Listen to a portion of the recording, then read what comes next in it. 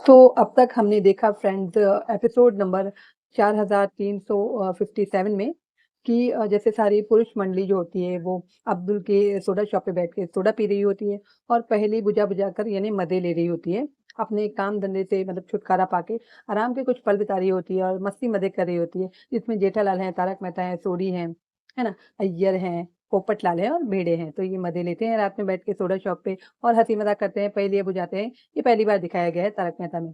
फिर इसके बाद में जैसे सुबह होती है तो भिड़े हैं, माधवी है और सोनू है, वो जाने जाने वाले होते हैं मंदिर के लिए। तो जब भिड़े उतरते हैं सोसाइटी कंपाउंड में तो जब वहाँ पर उनका जो स्कूटर खड़ा होता है सखाराम मतलब वो उनको गुड मॉर्निंग कहता है और इसी तरह उनसे बातें करने लग जाता है। अब जो भिड़े हैं वो घबरा जाते हैं और प परेशान भी हो जाते हैं कि ये बात कैसे कर रहा है सखाराम।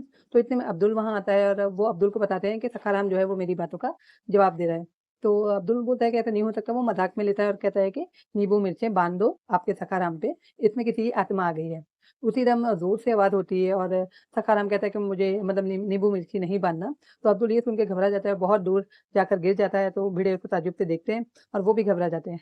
जब अब्दुल जो है वो उठकर भागने लग जाता है, इतने में टप्पू जो है वो साइड पे छुपा होता है और वो बाहर निकलता है और कहता है कि सखाराम नहीं बोल रहा है, मैं प्रैंक कर रहा हूँ, मैं मज़ाक कर रहा हूँ, मैं ही बोल रहा था।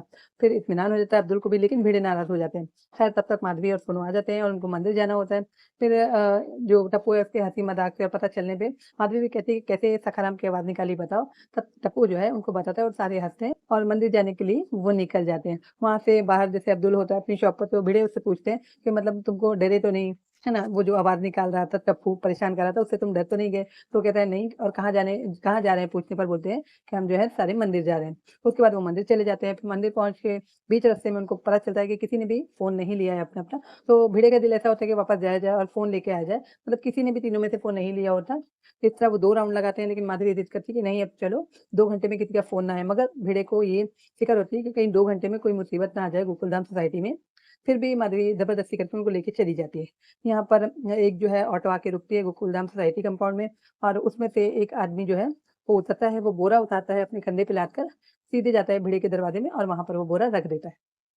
बेल को बजाता है, लेकिन भिड़े और माधवी अंदर नहीं होते हैं, है ना? मंदिर गए होते हैं वो सारे। तो बेल बजती है लेकिन कोई निकलता नहीं, तो वो वापस जाकर ऑटो में बैठ के चला जाता है। अब यहाँ जो है प्रोमो बताया गया है 4358 का कि रोशन जो है वो देख लेती है, उसकी नज़र पड़ जाती है।